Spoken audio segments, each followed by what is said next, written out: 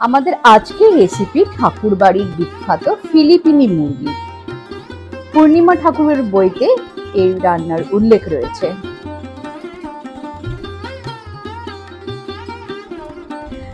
প্রথমে আমি এখানে 800 গ্রাম চিকেন নিয়েছি। সেই চিকেনটাকে আমি ম্যারিনেট করব। আন্দাজ মতো নুন আর নিচ্ছি ব্ল্যাক পেপার অর্থাৎ গোলমরিচের গুঁড়ো, আর নিচ্ছি গার্লিক পেস্ট দিয়ে ভালো করে চিকেনটাকে মাখবো। এখানে ম্যারিনেশনে একটা বিরাট ভূমিকা, প্রত্যেকটা মশলার সাথে যেন প্রতিটা চিকেন খুব ভালো করে মাখানো হয়। পূর্ণিমা ঠাকুর এই রান্নাটা শিখেছিলেন তার ভাগ্নির কাছে। একদিন ভাগ্নির হাতে এই রান্নাটা খেয়ে এতটাই আপ্লুত হয়েছিলেন যে রন্ধন প্রণালী তিনি টুকে নিতে ভোলেননি, এবং সেটা আমরা পেয়েছি তার রান্নার বই থেকে। আমিও শিখেছি, চলুন আপনাদেরকেও শিখিয়ে দিই। তারপরে নিয়ে নিচ্ছি একটি প্যানের মধ্যে বেশ কিছুটা পরিমাণে তেল, এবং তার মধ্যে দিয়ে দেব 2 টেবিল চামচ চিনি। চিনিটা গলে আসা পর্যন্ত অপেক্ষা করব। তারপরে এখানে প্রায় 300 গ্রামের মতো পেঁয়াজ কুচিয়ে নিয়েছি, সেটাকে বেরেস্তা বানিয়ে নেব। খুব লাল করব না, আবার মিডিয়ামও থাকবে না।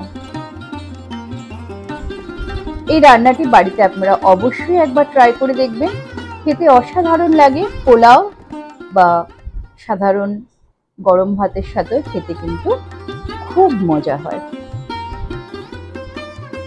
এরপরে যে কড়াইতে আমি রান্না করব সেই কড়াইয়ের মধ্যে এই ম্যারিনেটেড চিকেনটা ঢেলে নেব।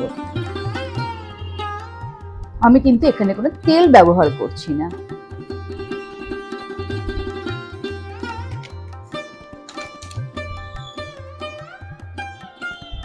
দিয়ে দিচ্ছি ঠিক 1 কাপ পরিমাণে জল।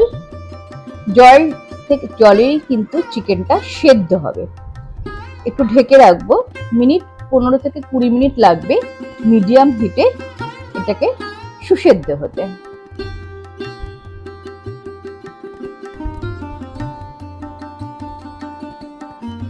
দেখুন সেদ্ধ হওয়ার পরে জলটা একদম নিচে নেমে চলে এসেছে।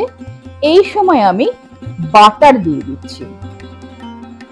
প্রায় 4 টেবিল চামচ আমি এখানে বাটার দিয়ে দিলাম।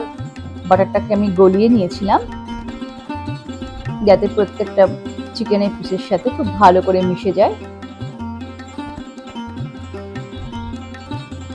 খেতে কিন্তু খুব মজার হয়েছিল। তারপরে আমি এতে দিয়ে দিচ্ছি কোকোনাট মিল্ক, দিয়ে দেবো আন্দাজ মতো নুন এবং চিনি, দিয়ে ভালো করে মিশিয়ে নেব।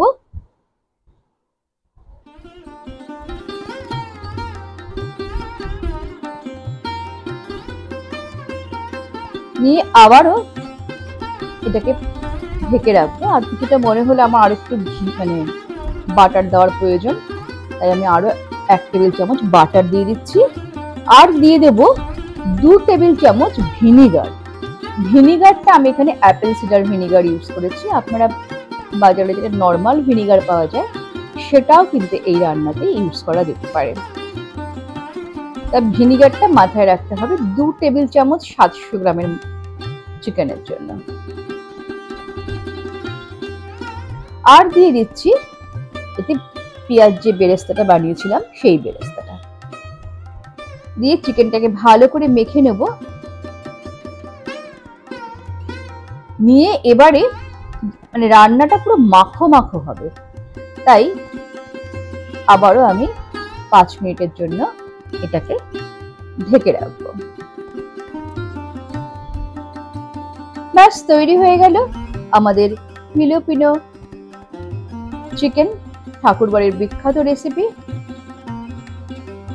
বাড়িতে অবশ্যই একবার ট্রাই করে দেখবেন, কেমন হয়েছে জানাতে ভুলবেন না। Tata, all the best.